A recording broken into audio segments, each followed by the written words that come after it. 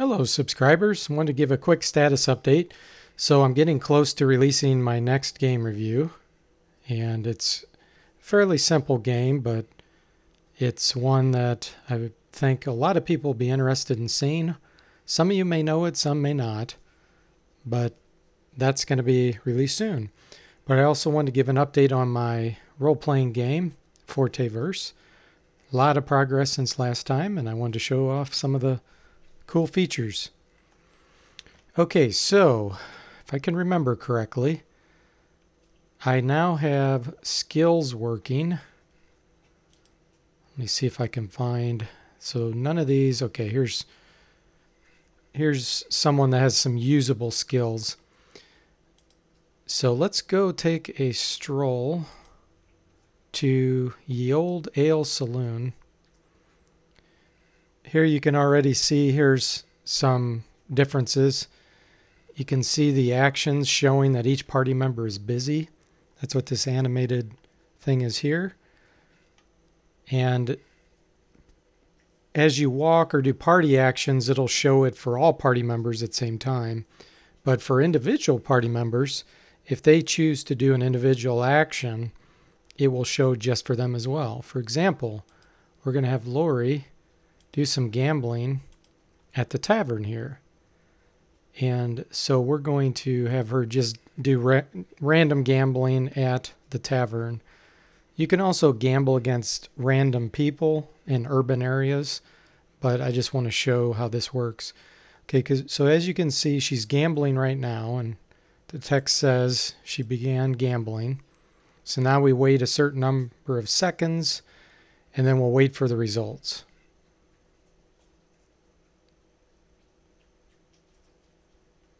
And as this occurs, her skills will actually be impacted as well. So as you use skills, you're essentially training them and they will increase over time.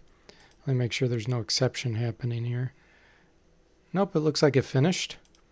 So Lori has lost 2 copper pieces, so she lost the gambling. Now if I try to gamble again, let's see if I reach the timeout. Okay. It says that Lori can only gamble every 30 seconds. So basically, I have cooldowns on various skills or abilities and things of that nature. And right now I have gambling just set to 30 seconds. So once that cooldown is done, she can go ahead and begin her actions again. And there it goes. Now, you can tell she's in the middle of doing it, but I can actually tell all party members to stop actions as well, and you see that the little animation went away. So essentially she halted her gambling. So that's how skills and actions are going to work. As you do things, it's going to show a little busy animation above the party member, and in fact you'll be able to have multiple party members doing their own individual actions at the same time, as long as they can do them in that spot where you're at. So that's one thing I wanted to show. Next is I have combat working,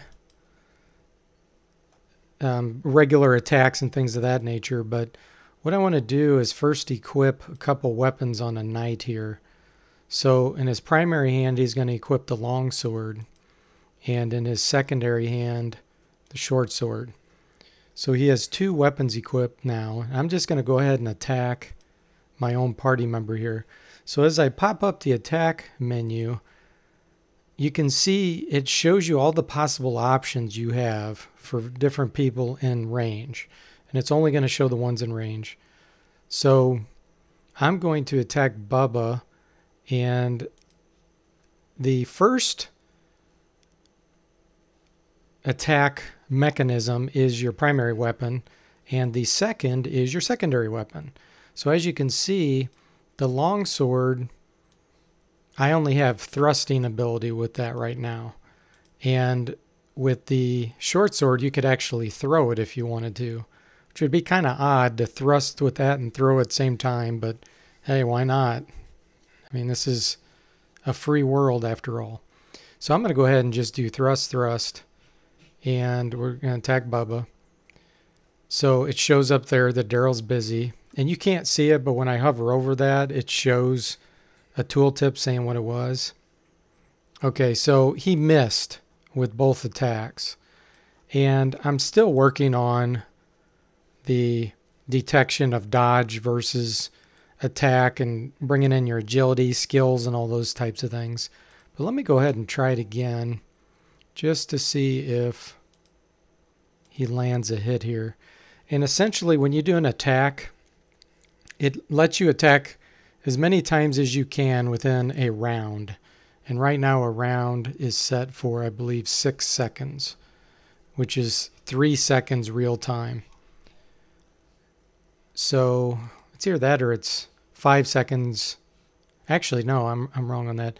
It's 5 seconds real time and 10 seconds in the game. I'm going to try it one more time and see if he hits. If not, I'm going to show you another type of attack, which I was planning on showing you anyway. Okay, so I need to tweak my ability to hit because obviously the knight's not able to hit a troll, which is rather silly. So I have a monk here who has unarmed attacks, and they specialize in unarmed attacks. So we're going to have him try to attack Bubba here. And he has an attack of 40, I believe. Yeah, so what happened here was he punched, did another punch, and kicked. So he had 3 attacks there within 1 round, and he missed every time. So obviously, once again, my hit mechanism is off. But if we go look at his skills, yeah, his unarmed attack is at 40%. So essentially that gives him 3 attacks per round. And as that increases, he'll get different types of attacks, like being able to elbow, headbutt, knee, gouge, which is essentially like eye gouging, things of that nature. So there'll be different types of attacks. And in fact, they can do different types of damages, like a headbutt. It does a majority of crushing damage, but it also does a slight amount of cut damage. It's like you can cut, above the eye of the enemy and cause some bleeding and things of that nature. So different types of weapons can have different types of damages, like multiples. For example, like a Morning Star, that has all 3 types of damages: crushing, piercing, and cutting. Because, of course, a Morning Star is a spiked ball that when you'd strike someone, of course, pretty good amount of that would be crushing damage, but the punctures from the spikes, and then depending on how you hit, it could actually cut at the same time. So all that's going to be built into weapons, and each weapon type has different features from that mechanism. So I think that's what I pretty much wanted to show you now, because I've already shown spell casting before. Yes, and statuses,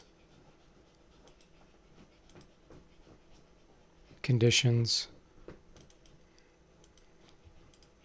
Yep, blinded Bubba there. So anyway, I hope you enjoyed this. I'm going to continue to show progress on the game, and once again, if you have any comments or questions, let me know in the comments section.